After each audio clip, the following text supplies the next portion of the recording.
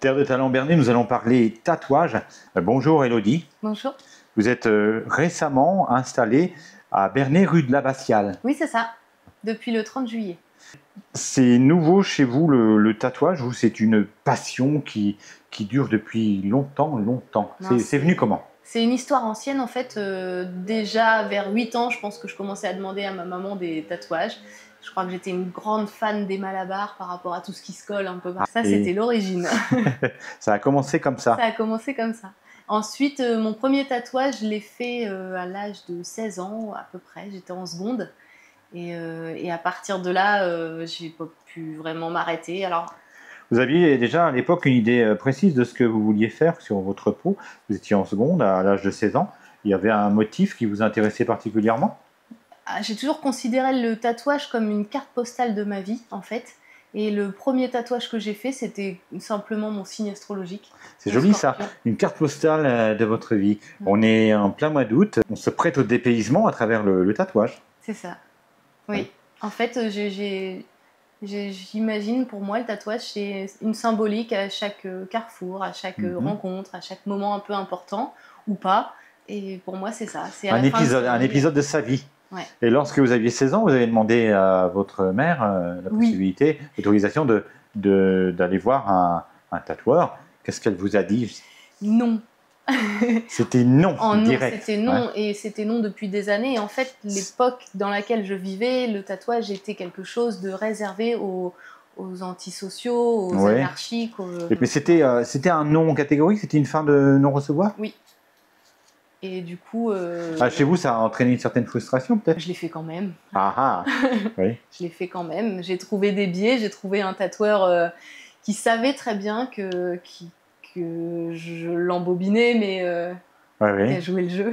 Quel a été ce tatouage, Elodie? Donc en fait, à l'époque, les premiers tatoueurs ne faisaient pas de dessin sur demande comme on fait à l'heure actuelle, où c'était très rare. On avait des planches de dessins qui étaient préexistantes, qu'ils avaient achetées, et on choisissait dans la planche le dessin qui nous plaisait. Ouais, c'était assez restrictif, il n'y avait pas autant de choix qu'aujourd'hui. Non, on n'avait pas le même... Enfin, ils n'avaient pas le même matériel non plus à leur disposition. Ça a bien progressé dans le métier. Énormément. Ouais. Puis les produits que l'on utilisait aussi n'étaient pas les mêmes. Certainement, pas les mêmes normes, pas forcément de normes d'ailleurs du tout. Et avec le temps, on s'est rendu compte qu'il y avait certaines encres qui contenaient des métaux lourds, et en fait, du coup, heureusement, ça a évolué là-dessus. Fort heureusement. Alors, on n'en a pas parlé, mais on y vient. Elodie, votre boutique se nomme La Dame qui pique. Ça pourrait s'apparenter un petit peu à un jeu de cartes. Allez hop, je vais tirer la carte La Dame de pique. Non, c'est La Dame qui pique. Oui, c'est ça. Pour quelle raison? En fait, un clin d'œil à un copain que j'ai tatoué, le premier qui m'a donné son bras. Et en fait, c'est lui qui m'appelait comme ça. Alors, La Dame qui pique, comment tu vas? Et puis, en réfléchissant, je me suis dit, mais en fait, ce nom-là me va bien. Parce qu'effectivement, je pique, je fais des piercings, je fais des perfusions, je fais voilà, des fois des traits d'humour qui sont peut-être un peu cinglants aussi et qui piquent, effectivement. Donc, ça m'allait bien.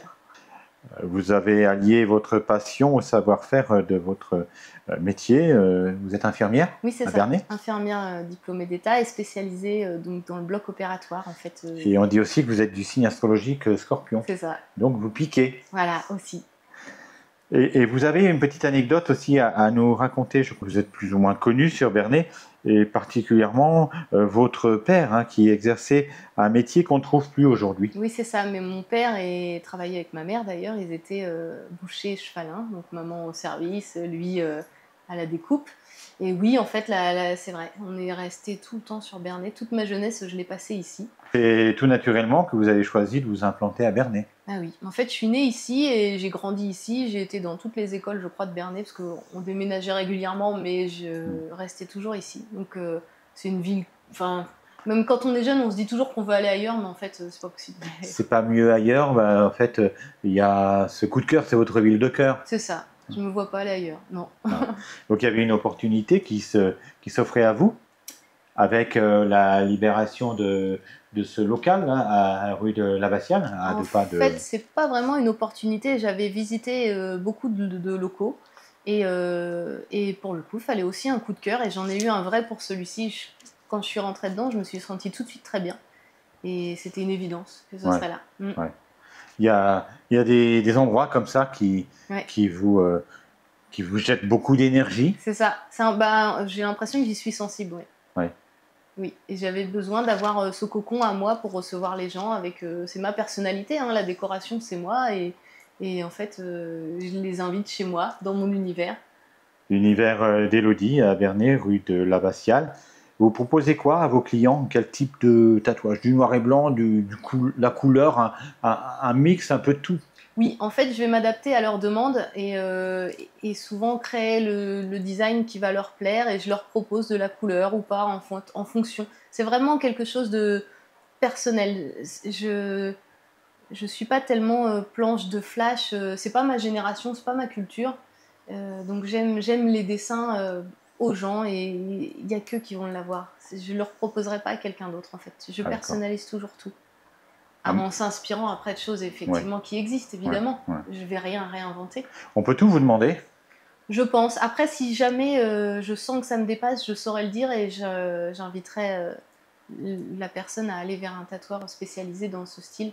J'en connais quelques-uns. Je suis souvent présente sur les festivals de tatouage, même le mondial du tatouage, j'adore ça. Et donc, en fait, on a un carnet de personnes qui sont maintenant merveilleuses et qui travaillent super bien. Donc, en fait, il faut aussi savoir orienter les gens vers cela. Vous êtes pour la diversité. Chez vous, il n'y a pas cette notion de concurrence?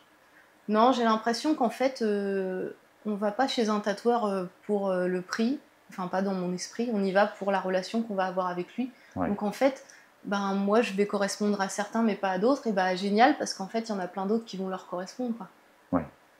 Alors justement, vous parliez du prix, mais se faire tatouer, son plus joli tatouage, souvent ça correspond à un projet, à un rêve, mais tout ceci a un coût.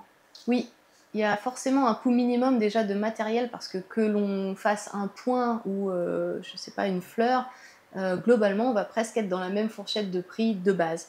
Forcément, il y a les locaux, l'électricité, l'eau, le matériel, la machine, les encres. Enfin, on a forcément un prix de base, on ne peut pas trop descendre en dessous. Alors après, moi, j'utilise que du matériel de qualité avec des fournisseurs dédiés. Je les connais, j'ai confiance. Je ne sais pas qui fait quoi, mais je sais que moi, je ne me vois pas utiliser un matériel acheté sur Wish, Amazon, Temu. Et en fait, forcément, la qualité, ça a un prix. Ça doit correspondre à des normes et tout ça, c'est très encadré, c'est très strict. Oui, et puis j'ai aussi, je fais toujours compléter une fiche pour avoir toutes les informations sur la personne et au cas où pouvoir contacter. Si, je ne sais pas, on me dit notamment dans le piercing, j'ai un rappel produit pour tel ou tel problème, je vais être capable de retrouver à qui j'ai donné ce bijou. C'est important pour moi la traçabilité, mais ça c'est un héritage de l'hôpital. N'est pas tatoueur qui veut, n'est pas tatoueuse qui veut, Élodie, c'est bien encadré. Hein. Là, je vois hygiène et salubrité, un certificat qui vous a été dédié après avoir participé avec succès à une formation intitulée Hygiène et salubrité. Oui, en fait, c'est un certificat qui est obligatoire pour pouvoir pratiquer le tatouage de manière légale. Donc, infirmière ou pas, il faut quand même avoir ce certificat. C'est une formation. Avant, elle durait 3 jours. Maintenant, je pense que c'est passé à 5. Et donc, voilà, elle est obligatoire. On doit aussi se déclarer au niveau de l'ARS. On a quand même des contraintes et heureusement qu'on a des contraintes. Au cours de cette formation, qu'apprend-on?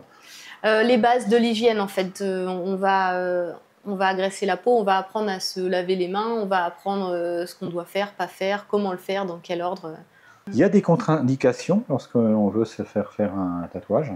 Oui, il y en a certaines, en fait, en fonction de notre état de santé, des traitements qu'on prend, de notre... Il y a des personnes auxquelles vous diriez tout de suite non, c'est pas possible.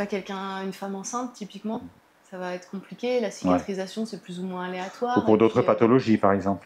Oui, mais souvent, ça va être des traitements un peu lourds. Alors, dans ce cas-là, justement, l'intérêt de la fiche, c'est de voir s'il y a des traitements. Et dans ce cas-là, je vais demander quels traitements sont en place. Finalement, c'est un atout. Vous venez voir Élodie Perdriel, et du fait de votre profession, infirmière à Bernay, c'est le plus, hein, c'est ça, oui. Dans ce métier. En tous les cas, moi, je... La conscience professionnelle... poussé au paroxysme. C'est ça. Oui. Merci infiniment, Élodie. On peut vous voir à quel endroit, donc rue de l'Abbatiale, le numéro? Oui, au 5. Et c'est important de prendre rendez-vous, j'imagine. En fait, je travaille de manière privée le matin, c'est-à-dire que mes rendez-vous, je vais les caler à partir de 10 h, admettons. Et donc de 10 h à 14 h, je suis fermée, c'est réservé à mon rendez-vous. On fait un tatouage en tête-à-tête, tranquillement. Et ensuite, de 14 h à 18 h, c'est ouvert. Et là, si je suis disponible, je peux faire des piercings. Sinon, on prend rendez-vous ou je peux parler pour des projets, échanger. En fait, c'était important pour moi d'avoir ces deux moments. Vraiment le tête-à-tête avec Oui, la oui. personne et l'ouverture parce que pour moi, ça compte d'aller voir qui va nous tatouer. Ouais, c'est la relation de confiance. Ouais. C'est très très important ça. Bah, pour moi, oui. Ouais. Votre premier tatouage, vous l'avez fait à 16 ans. Et à partir de quel âge peut-on se faire tatouer À partir de 16 ans avec l'autorisation des parents. Mais ouais. j'ai grandi de... Voilà, on demande la présence des parents et la pièce d'identité. Je la garde pas, c'est interdit, mais je peux quand même au moins marquer le numéro et avoir une petite sécurité. Alors, ce qu'on va rajouter, c'est qu'en fait, je propose également donc tatouage piercing, mais également de la nanopigmentation de cicatrices vergetures dans un premier temps, et aussi de la stimulation de repousse de poils. En fait, ça, c'est des formations que j'ai faites aussi également, et qui ne sont pas... c'est pas une offre qui existe sur le territoire.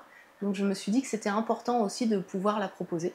D'accord, et ça c'est très important, notamment lorsqu'on a subi par exemple de la chimiothérapie ou de la radiothérapie, oui, en la fait, repousse de poils. Voilà, on va avoir les cheveux qui repoussent, les sourcils qui repoussent, mais qui vont être affaiblis par le traitement. Et en fait, moi ce que je vais faire, c'est un autre traitement, évidemment, en percutané cette fois, mais qui va aider à injecter du produit, enfin le faire pénétrer jusqu'au bulbe en fait, pour redensifier le poil et lui redonner de la force. Donc on va récupérer un cheveu ou un poil beaucoup plus vigoureux. Mais pas forcément suite à une chimiothérapie. Par exemple, ça peut être aussi, moi typiquement, il faut que je me le fasse. Dans les années 90, la mode du sourcil très fin, c'était ça. Donc maintenant, ils ont proposé de la dermopigmentation, en fait, où on fait du tatouage pour combler. Mais moi, ce que je propose, c'est de faire repousser tous ces poils qui sont un peu en dormance pour retrouver une densité de sourcils intéressante. Merci infiniment, Elodie. On peut vous voir à quel endroit, donc rue de l'Abbatiale, le numéro? Oui, au 5. Et c'est important de prendre rendez-vous, j'imagine. En fait, je travaille de manière privée le matin, c'est-à-dire que mes rendez-vous, je vais les caler à partir de 10 h, admettons. Et donc de 10 h à 14 h, je suis fermée, c'est réservé à mon rendez-vous. On fait un tatouage en tête-à-tête, tranquillement. Et ensuite, de 14 h à 18 h, c'est ouvert. Et là, si je suis disponible, je peux faire des piercings. Sinon, on prend rendez-vous ou je peux parler pour des projets, échanger. En fait, c'était important pour moi d'avoir ces deux moments. Vraiment le tête-à-tête avec la personne et l'ouverture parce que pour moi, ça compte d'aller voir qui va nous tatouer. Merci infiniment. Merci.